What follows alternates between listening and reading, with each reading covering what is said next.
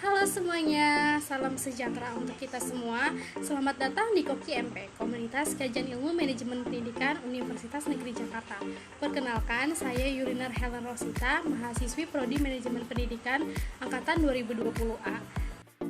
Pada video kali ini, saya akan membahas tentang riset pemasaran dan intelijen pemasaran.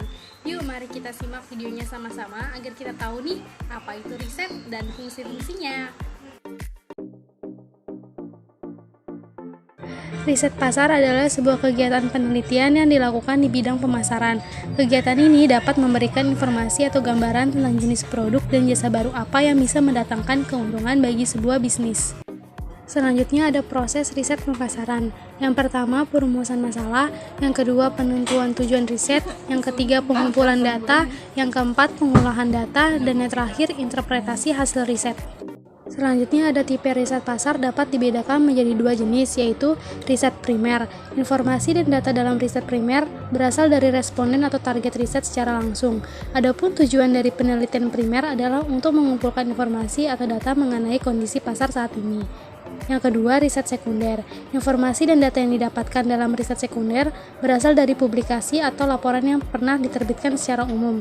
Jadi, tujuan dari riset sekunder adalah untuk menganalisis data yang telah tersedia yang kemudian dijadikan bahan pertimbangan dalam membuat strategi pemasaran. Selanjutnya ada peran dan fungsi riset pasar. Yang pertama, berperan sebagai bagian dari proses umpan balik intelijen pemasaran yang memberikan berbagai data mengenai efektivitas bauran pemasaran. Selain itu, proses ini juga dapat menjadi rujukan bagi para pengambil keputusan terkait perubahan yang diperlukan. Yang kedua, berperan sebagai alat utama bagi manajer pemasaran dalam menelusuri peluang baru di pasar, riset segmentasi dan produk baru untuk mengidentifikasi peluang yang paling menguntungkan. Selanjutnya ada fungsi market search. Yang pertama, perencanaan atau planning, mencakup segmentasi pasar, estimasi permintaan, dan penilaian lingkungan. Yang kedua, pemecahan masalah atau problem solving, yaitu acuan untuk membuat keputusan jangka pendek dan jangka panjang. Yang ketiga, pengendalian atau kontrol, membantu perusahaan untuk menemukan titik masalah dan memonitor proses.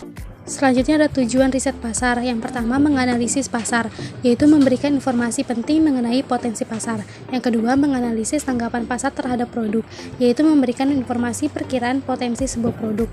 Yang ketiga, menganalisis efektivitas promosi, yaitu membantu perusahaan dalam memilah dan memilih media promosi. Yang keempat, menyusun strategi, yaitu memberikan informasi mengenai tingkat pertumbuhan pasar. Selanjutnya ada contoh riset pasar. Di sini ada penelitian pasar produk sabun mandi. Perusahaan dengan produk sabun mandi ingin beriklan di televisi dan melakukan riset untuk mengetahui profil target pasar mereka, mulai dari usia, jenis kelamin, dan informasi lainnya. Informasi mengenai profil target market tersebut kemudian disesuaikan dengan konsep iklan yang akan dibuat.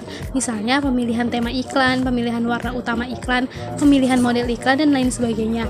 Jika target market produk sabun mandi tersebut adalah wanita, maka model yang digunakan adalah public figure yang terkenal, cantik, dan elegan. Selain itu, pemilihan utama dan warna juga akan disesuaikan dengan produk yang dipasarkan agar menimbulkan minat calon konsumen untuk membelinya. Selanjutnya yang kedua, penelitian pasar produk mie instan. Sebelum memproduksi mie instan berukuran jumbo, perusahaan mie instan melakukan penelitian pasar terlebih dahulu untuk mengetahui kebutuhan konsumen. Melalui riset tersebut, perusahaan mie instan mengetahui bahwa ada banyak konsumen yang menginginkan mie instan dengan ukuran yang lebih besar. Hasil riset tersebut menunjukkan bahwa ada target pasar yang membutuhkan produk mie instan berukuran besar.